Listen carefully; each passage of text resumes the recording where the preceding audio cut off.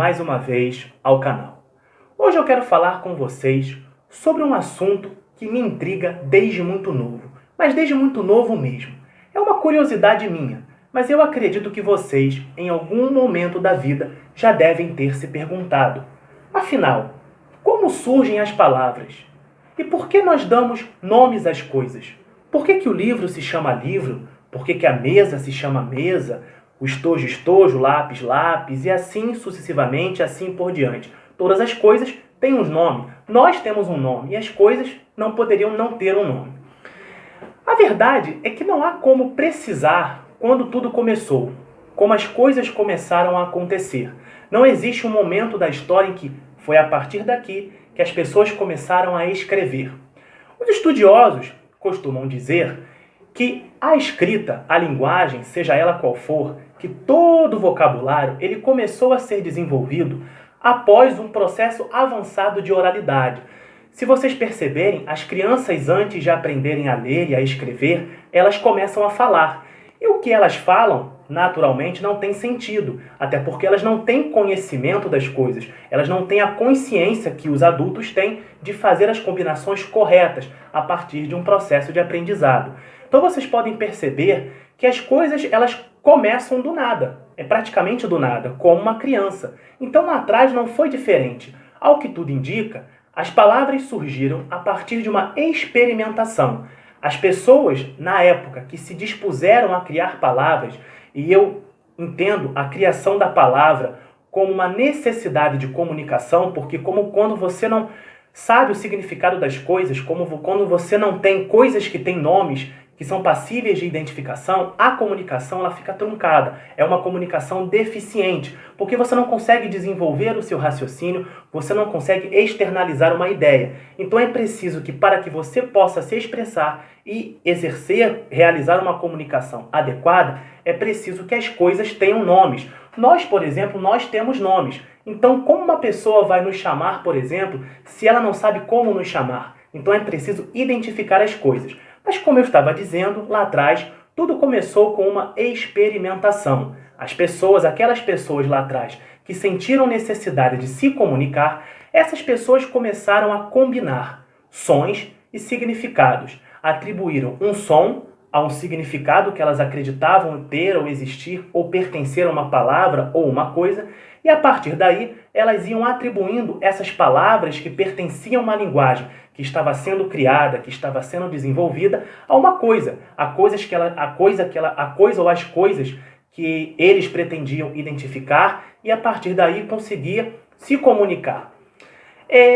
A primeira língua que se tem registro, na história é a língua suméria.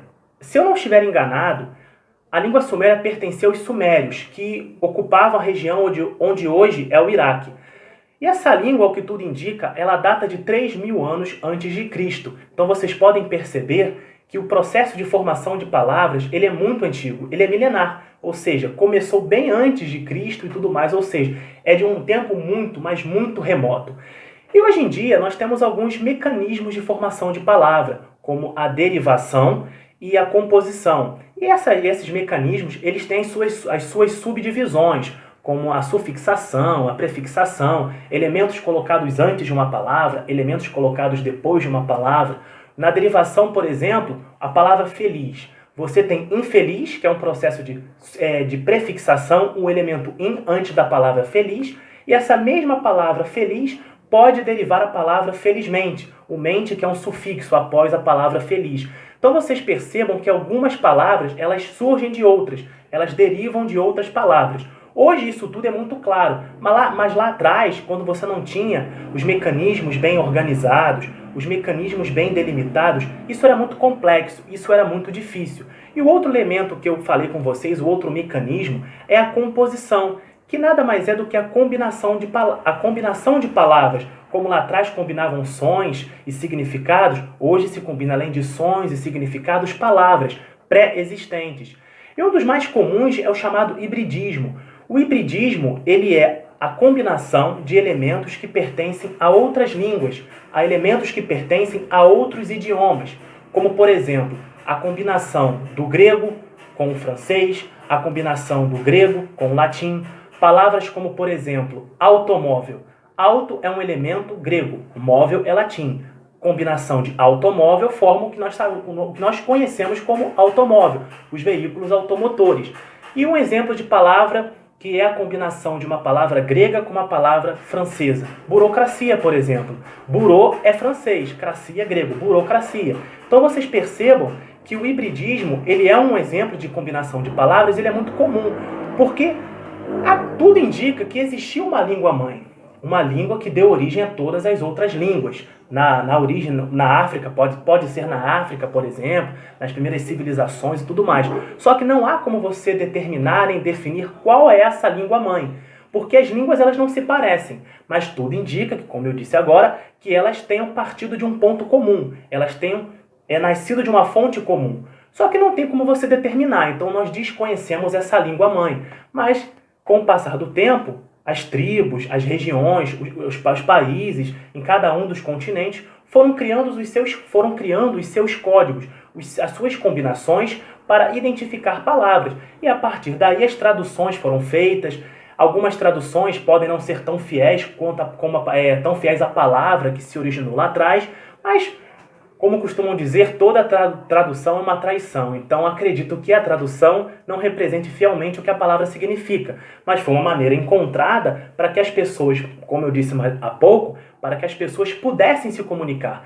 E se comunicar corretamente, se comunicar eficazmente. Porque não basta você se comunicar. É preciso que o que você pretenda, é preciso que você consiga alcançar o seu objetivo. É preciso que as ideias elas estejam muito claras na sua cabeça para que você consiga expressar essas ideias.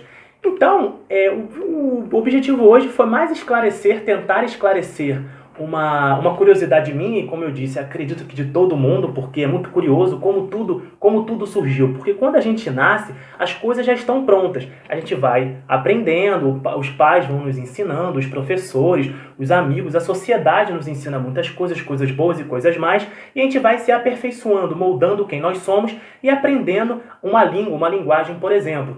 Só que quando você tem consciência de como são as coisas e como tudo é muito obscuro, tudo é muito enigmático, eu me pergunto, eu sou muito questionador. Eu não consigo acreditar muito nas coisas em um primeiro momento. Eu preciso questionar um pouco. Então, questionar me faz procurar saber as coisas, me faz procurar querer saber sobre as coisas. E isso me faz com que eu tente, de alguma forma, esclarecer os meus anseios, as minhas inquietações e, sempre que possível, compartilhar com vocês. Não deixem de se inscrever no canal. Muito obrigado pela participação mais uma vez, pela companhia de vocês. Curtam, se inscrevam e até a próxima.